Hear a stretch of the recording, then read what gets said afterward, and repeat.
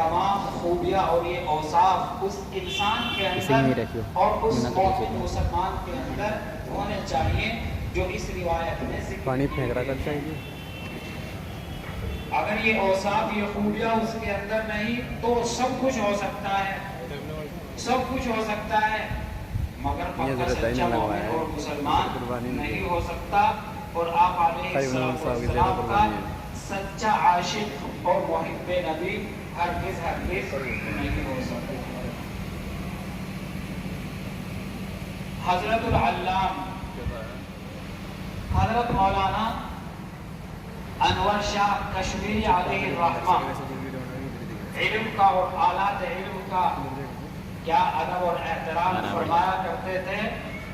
فرماتے تھے کہ میں کبھی بغیر وضو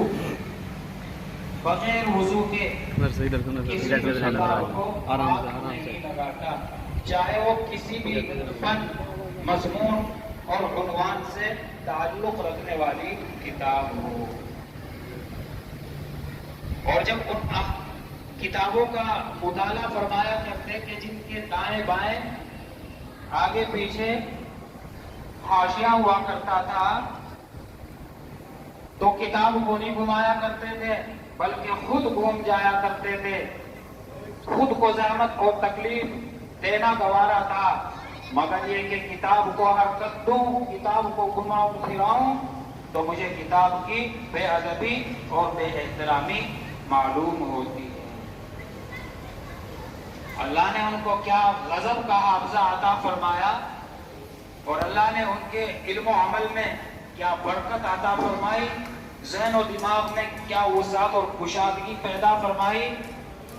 یقیناً یہ سب اللہ کا فضل و کرم تھا، مگر اس میں حضرت کے ادب اور احترام کو بھی بہت اہم دخل تھا. فرماتے تھے کہ اگر میں کوئی مضمون، کوئی عنوان ایسے اجمالی طور پر، سرسری طور پر دیکھ لیتا ہوں، پڑھ لیتا ہوں تو